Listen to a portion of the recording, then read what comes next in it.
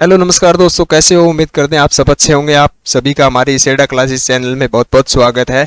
आज हम लेके आए पर्सन सीरीज 12-11 पर हम पहले चर्चा कर लेते हैं। क्लास से पहले 2 मिनट में एक बात करूंगा जो सिलेबस को लेकर काफ़ी मैसेज है। देखिए, पैटर्न जो भर्ती जो प्रक्रिया है सिर्फ उसी को चेंज किया गया है, पैटर्न जो है वो सेम है अभी तक। हाँ, कहीं ना कहीं अगर हम 26 फरवरी के अगर एग्जाम को देखें, अगर पैटर्न को देखें तो काफ़ी टफ था। 26 फरवरी को जिनका हरियाणा, राजस्थान, पंजाब, उत्तराखंड, उत्तर प्रदेश का जो एग्जाम जो लगा था, उसमें जो लेवल जो था नर्सिंग असिस्टेंट का वो काफ़ी हार्ड था, टफ था। क्योंकि जो आर्मी का जो पहले पेपर लगेगा, इसमें वो बच्चे भी भाग लेंगे, एयरफोर्स, नेवी, एसएससी की जो तैयारी करें। क्योंकि पहले जब फिजिकल होता था तब ये बच्चे भाग नहीं लेते थे। अब पहले एग्जाम है तो इसमें भाग लेंगे तो मेरिट भी कहीं ना कहीं ज़्यादा जाने के चांस हैं और लेवल जो है वो भी काफ़ी टफ देखने को मिलेगा। तो आप हमारे साथ जुड़े रहिए, हम भी लेवल को क्या है थोड़ा बढ़ाने की कोशिश करेंगे, तो आप हमारे साथ बने रहिए। चलिए, क्वेश्चन नंबर पहला है, पिंड का सर्वाधिक भार होता है। देखिए, पिंड जो होते हैं जैसे तारा, उपग्रह, ग्रह, यह सभी क्या है, एक पिंड है और इनका जो सर्वाधिक जो भार होता है वो ध्रुवों पर होता है। किस पर होता है? ध्रुवों पर इनका सर्वाधिक भार होता है। अगर हम बात करें न्यूनतम या कम जो भार होता है, सबसे कम जो भार होता है या न्यूनतम जो भार होता है वो भूमध्य रेखा पर होता है। एक पिंड का न्यूनतम भार जो है वो भूमध्य रेखा पर होता है और सर्वाधिक जो पिंड का भार जो होता है वो ध्रुवों पर होता है। और पृथ्वी पर पिंड का जो भार है एक स्थान से दूसरे स्थान पे थोड़ा बहुत भिन्न होता है। चलिए, क्वेश्चन नंबर 2, नाभिकीय विखंडन पर आधारित है। देखिए, नाभिकीय विखंडन पर आधारित जो है वो परमाणु बम जो होता है वो नाभिकीय विखंडन सिद्धांत पर कार्य करता है। और हाइड्रोजन जो बम है, हाइड्रोजन जो बम जो है वो नाभिकीय संलयन अभिक्रिया या सिद्धांत पर कार्य करता है। इसका प्रयोग जो है, परमाणु बम का प्रयोग जो है वो सर्वप्रथम अमेरिका देश द्वारा किया गया। और ये भी ध्यान रखिए किस पे किया गया था? जापान देश पर, हिरोशिमा और नागासाकी पर सर्वप्रथम परमाणु बम का प्रयोग जो है वो कहाँ किया गया था? जापान देश पर अमेरिका द्वारा किया गया था। चलिए, क्वेश्चन नंबर 3, कोशिका का अनुवांशिक पदार्थ है। कोशिका जो होती है हमारे शरीर में, उसका अनुवांशिक जो पदार्थ होता है वो होता है डीएनए। क्या होता है? डीएनए। अनुवांशिक पदार्थ क्या होता है? डीएनए होता है। और इसकी खोज पूछी जाती है तो डीएनए की जो खोज है, जो 2 वैज्ञानिक थे, एक का नाम था क्रिक, एक का नाम था जेम्स। क्रिक व जेम्स द्वारा इसकी खोज की गई थी। किसकी? डीएनए की। और डीएनए जो होता है वो हमारे परिवार जो होता है उसको पहचानने में मदद करता है। और डीएनए जो है वो हमारे शरीर की जीवित कोशिकाओं में एक गुणसूत्र होता है। क्या होता है? गुणसूत्र। डीएनए क्या है? हमारी जीवित कोशिका जो होती है उनमें एकमात्र यह गुणसूत्र होता है और यह एकमात्र वह गुणसूत्र है जिसके द्वारा परिवार की पहचान की जाती है। इसकी खोज जो है क्रिक व जेम्स द्वारा की गई थी। क्वेश्चन नंबर 4, CO गैस का गुण होता है। CO गैस, कार्बन मोनोऑक्साइड जो गैस होती है उसका जो गुण जो होता है वो होता है उदासीन। क्या होता है? उदासीन। CO गैस जो होती है वो रंगहीन होती है। क्या होती है? रंगहीन, गंधहीन और उदासीन होती है। इसका कोई स्वाद नहीं होता। और साथ साथ में यह भी ध्यान रखिए, रंगहीन होती है, ये भी पूछा गया है। तो CO गैस जो है वो रंगहीन होती है, उदासीन होती है और गंधहीन भी होती है। चलिए, क्वेश्चन नंबर 5, कोबाल्ट 60 का कौन सी किरण उत्सर्जित करे? कोबाल्ट 60 जो होता है उसको कौन सी किरण उत्सर्जित करती है? किस किरण द्वारा वह निकलती है? तो गामा किरण जो है वो कोबाल्ट 60 को उत्सर्जित करती है, निकालती है, इसके द्वारा निकलता है। आगे देखिए, फिर बात आती है इसका प्रयोग जो है वो चिकित्सा क्षेत्र में किया जाता है। इसका प्रयोग जो है वो चिकित्सा क्षेत्र में किया जाता है। और एक बात आती है कोबाल्ट 60, मुख्यतः कोबाल्ट 60 का जो प्रयोग किया जाता है वो कैंसर उपचार में किया जाता है। किसमें किया जाता है? कैंसर उपचार में। मुख्यतः उपयोग जो है इसका कैंसर उपचार में किया जाता है। और इसको उत्सर्जित करती है, निकालती है, ये किस किरणों द्वारा निकलती है? तो गामा किरण द्वारा। किसके द्वारा? गामा किरण द्वारा उत्सर्जित होती है। ऑप्शन सी राइट होगा। क्वेश्चन नंबर 6, किडनी की कार्यात्मक इकाई है। देखिए, किडनी की जो कार्यात्मक जो इकाई होती है वो नेफ्रॉन होती है। क्या होती है? नेफ्रॉन होते हैं। क्रियात्मक और संरचनात्मक, क्रियात्मक और संरचनात्मक जो इकाई, दोनों जो इकाई होती है, कार्यात्मक और संरचनात्मक इकाई दोनों जो होती है वो नेफ्रॉन होती है। क्या होती है? नेफ्रॉन होती है। किडनी जो नेफ्रॉन जो इकाई है, नेफ्रॉन का जो कार्य होता है हमारी किडनी में, वो होता है उत्सर्जी जो पदार्थ होते हैं, जो हमारे किडनी के जो रुधिर होता है उसमें उत्सर्जी जो पदार्थ होते हैं उनको नष्ट करना, उनको बाहर निकालने का कार्य करती है। और दूसरा जो कार्य जो होता है वो हमारे शरीर में आवश्यक पोषक तत्व जो होते हैं उनको जोड़े रखने का, इकट्ठा रखने का कार्य करती है। तो नेफ्रॉन जो है वो किडनी में दो कार्य करती है, एक उत्सर्ग जो विष पदार्थों को, नष्ट पदार्थ या विसलेती जो पदार्थ होते हैं उनको निकालने का, और दूसरा जो पोषक तत्व होते हैं, आवश्यक पोषक तत्व उनको जोड़े रखने का कार्य करते हैं। बस ये ध्यान रखें, कार्यात्मक और संरचनात्मक इकाई दोनों ही नेफ्रॉन होती है। चलिए क्वेश्चन नंबर 7, ऊष्मा का सबसे अच्छा चालक होता है। देखिए, चालक या सुचालक भी बोल सकते हैं। चालक या स्वचालक दोनों एक ही बात है। तो ऊष्मा का सर्वाधिक जो सुचालक जो होता है वो चांदी होती है। कौन सी होती है? चांदी होती है। चांदी जो धातु है वो एक नमनीय और आघातवर्धनीय धातु है। नमनीय व आघातवर्धनीय धातु होते हैं। इसमें ऊष्मा का जो होता है, वेग जो होता है वो काफी तीव्र होता है। क्या होता है? तीव्र होता है। और सुचालक जो होते हैं, ऊष्मा के चालक या सुचालक जो धातु होते हैं उनमें सर्वाधिक इलेक्ट्रॉन जो है वो सर्वाधिक क्या है? मुक्त अवस्था में पाया जाता है। और चांदी जो है ये ध्यान रखें नमनीय व आघातवर्धनीय धातु। क्या है? नमनीय व आघातवर्धनीय धातु है। अब क्वेश्चन पूछा जाता है कि सर्वाधिक आघातवर्धनीय धातु, सर्वाधिक जो आघातवर्धनीय धातु होती है वो सोना होती है। कौन सी होती है? सोना होती है। चांदी जो है वो दूसरे नंबर पे आती है। अगर ऑप्शन ऐसे दे दिया कि निम्न में से आघातवर्धनीय धातु है, अगर ऑप्शन में सोना नहीं हो, चांदी हो, तो राइट आंसर क्या होगा? चांदी होगा। और वैसे सोना आघातवर्धनीय धातु है या नमनीय भी धातु है।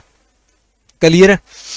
देखिए आगे क्वेश्चन नंबर 7, मानव मस्तिष्क का सबसे बड़ा अंग होता है। मानव हमारे शरीर का जो मस्तिष्क जो होता है उसका सबसे बड़ा जो भाग होता है वो परम मस्तिष्क होता है। क्या होता है? परम मस्तिष्क होता है। और परम मस्तिष्क जो है हमारे मस्तिष्क में आगे के भाग को कहा जाता है। क्या कहा जाता है? आगे के भाग को कहा जाता है। क्वेश्चन नंबर 9, पितरस का कार्य है। देखिए पितरस जो होता है हमारे शरीर में उसका कार्य क्या होता है? उसका कार्य होता है वसा का वायसीकरण करना। क्या होता है? वसा का वायसीकरण करना। वायसीकरण करके इसको छोटे छोटे टुकड़ों में तोड़ना होता है। वसा को छोटे छोटे टुकड़ों में तोड़ना या तोड़ने की प्रक्रिया जो होती है उसको वायसीकरण कहते हैं। और पितरस कहाँ बनता है? तो पितरस जो है हमारा यकृत में बनता है। क्या बनता है? यकृत में। कहाँ बनता है? यकृत ग्रंथि में बनता है। और यकृत ग्रंथि जो है वो हमारे शरीर की सबसे बड़ी ग्रंथि है। सब आप सबको पता ही है। तो यह ध्यान रखिए, बस बनता कहाँ है? यकृत में। और कार्य क्या करता है? वसा का वायसीकरण या वसा को छोटे छोटे टुकड़ों में तोड़ने का कार्य करता है। देखिए क्वेश्चन नंबर 10, मानव शरीर में अनैच्छिक मांसपेशियां नहीं है। अनैच्छिक मांसपेशियां जो क्या है? नहीं है। बाकी सभी अनैच्छिक है। एक मांसपेशी है जो अनैच्छिक नहीं है। देखिए अनैच्छिक जो होती है वो होती है जिसपे हमारे शरीर द्वारा कंट्रोल नहीं किया जा सकता, जिसको हम नियंत्रण नहीं कर सकते। जैसे हमारी आंख की पुतली, पहला ऑप्शन है आंख की पुतली, इसको हम रोक नहीं सकते, कंट्रोल नहीं कर सकते, ये होती है अनैच्छिक। और जिसको हम रोक सकते हैं वो होती है ऐच्छिक। दूसरा है फेफड़ों की श्वसनियां, जो हमारी सांस लेने की जो ध्वनियां जो है उनको भी हम रोक नहीं सकते। फिर होता है हृदय, दिल जो धड़कता है, इस धड़कन को भी क्या है? हम नियंत्रित नहीं कर सकते, रोक नहीं सकते। जीभ जो है ये ऐच्छिक क्रिया होती है, इसको हम रोक सकते हैं। क्लियर है? चलिए क्वेश्चन नंबर 11, भीमबेटका की गुफाएं किस राज्य में स्थित है? भीमबेटका की जो गुफाएं जो है वो मध्य प्रदेश राज्य में है। कहाँ है? मध्य प्रदेश राज्य में है। और ये भी ध्यान रखें, जिला पूछा जाता है, रायसेन जिले में, रायसेन जिले में स्थित है। ये ध्यान रखें, काफी बार जो है जिला ही पूछा गया है। तो भीमबेटका की गुफाएं कहाँ हैं? मध्य प्रदेश के रायसेन जिले में स्थित है। क्वेश्चन नंबर 12, शिमला समझौता किस वर्ष हुआ? शिमला समझौता जो है वो 1972 में हुआ था। कब हुआ था? 1972 में हुआ था।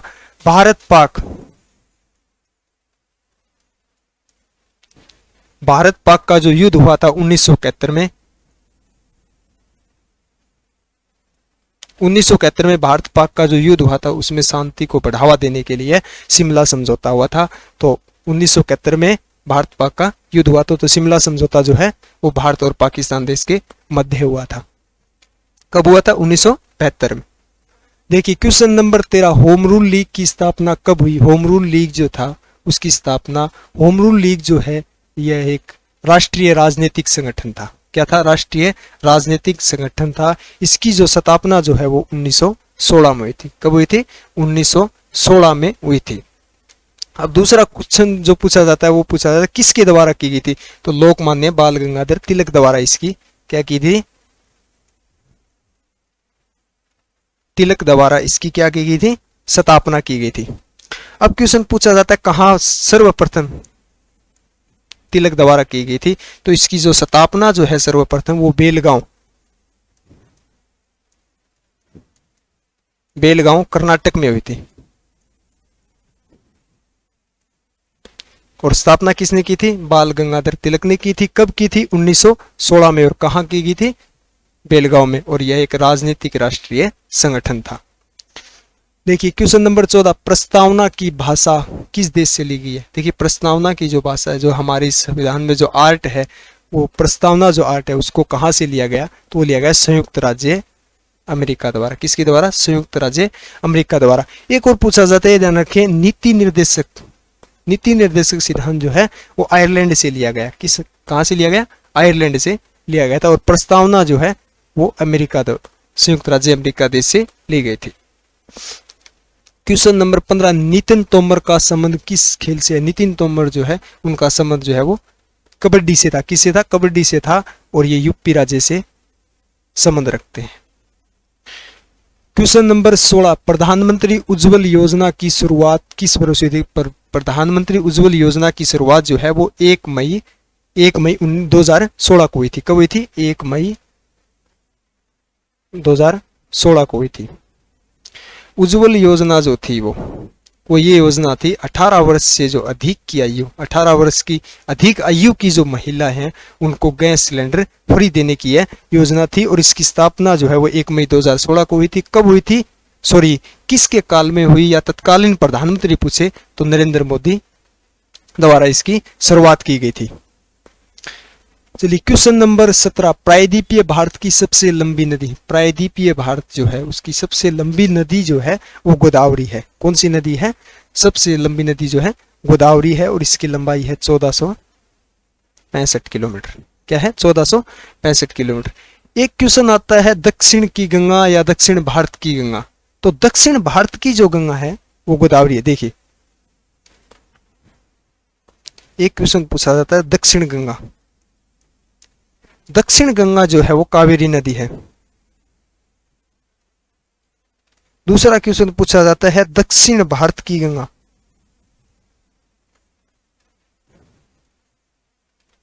दक्षिण भारत की गंगा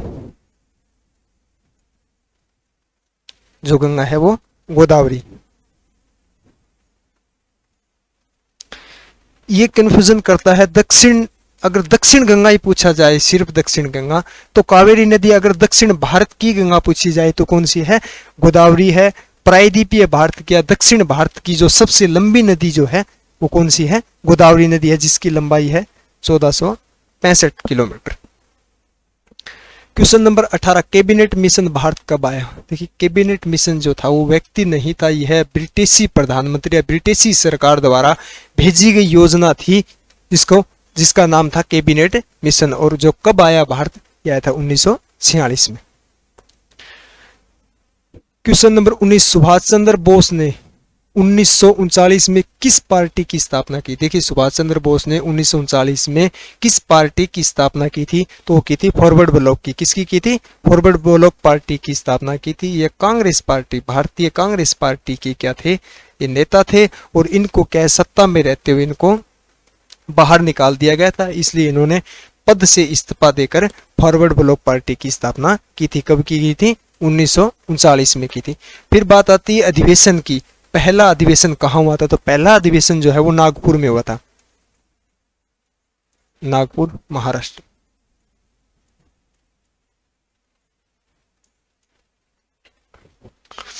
फॉरवर्ड ब्लॉक पार्टी का जो पहला अधिवेशन हुआ था वो नागपुर महाराष्ट्र में हुआ था और इसकी स्थापना कब हुई थी? 1939 में। किसने की थी? सुभाष चंद्र बोस ने। क्वेश्चन नंबर 20, पुलित्जर पुरस्कार किस क्षेत्र में दिया जाता है? पुलित्जर पुरस्कार जो है वो दिया जाता है पत्रकारिता या साहित्य या लेखक कवि को दिया जाता है, अमेरिका देश द्वारा यह दिया जाता है, इसकी शुरुआत हुई थी वहां से।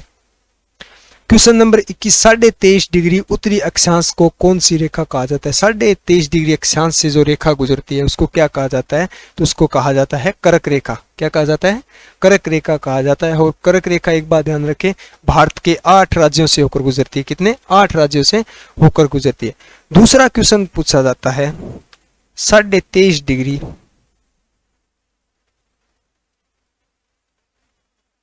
23.5 डिग्री दक्षिण अक्षांश से रेखा जो है, दक्षिण अक्षांश से जो रेखा गुजरती है उसको क्या कहते हैं? तो उसको मकर रेखा कहते हैं। क्या कहते हैं? मकर रेखा।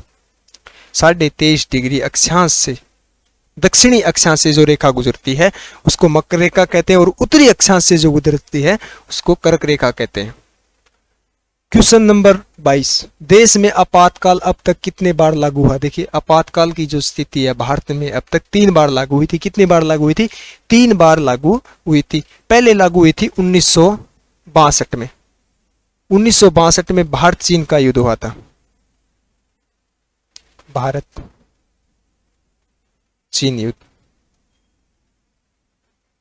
और दूसरी बार जो लागू हुई थी वो हुई थी 1971 में।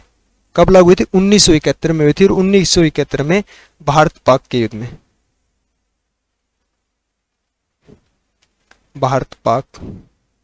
भारत पाकिस्तान के युद्ध में। और तीसरी बार जो लागू हुई थी, रीजन नहीं पूछा जाता, सिर्फ सन पूछा जाता है कि कब लागू हुई। तो तीसरी बार जो है वो 1975 में लागू हुई थी। चुनाव को लेकर माहौल खराब हो गया था देश का, इसलिए 1975 में लागू हुई थी। तो 3 बार लागू हुई।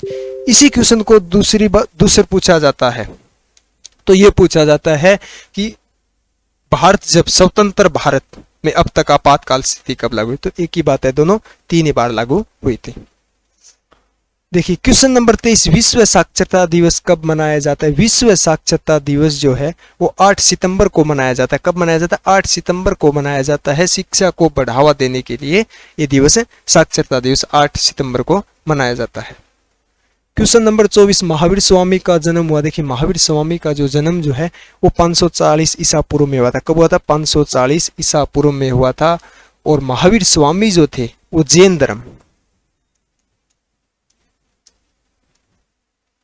धर्म के 24वें तीर्थकर थे। कौन से?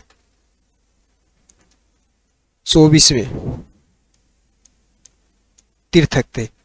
दूसरा क्वेश्चन पूछा जाता है 23वें तीर्थकर 23वें, ये भी ध्यान रखिए, 23वें तीर्थकर जो थे, तीर्थक जो थे वो थे पार्श्वनाथ। कौन थे? पार्श्वनाथ जो थे वो जैन धर्म के 24वें तीर्थकर थे, और 23वें थे। और 24वें या बोल सकते हैं अंतिम में तीर्थकर जो थे वो महावीर स्वामी थे, और इनका जन्म जो है वो 540 ईसा पूर्व में हुआ था। देखिए आज का अंतिम क्वेश्चन, थल सेना की कितनी कमांड है? देखिए सॉरी, ये जो ऑप्शन थे वो गलत हो गए थे, यहाँ 5 था, यहाँ 7 है। तो थल सेना की जो कमांड जो है वो कितनी कमांड है? 7 कमांड है कुल। कितनी कमांड है? 7 कमांड है। 6 कमांड, एक कमांड जो है वो प्रशिक्षण कमांड है। कौन सी कमांड है? प्रशिक्षण।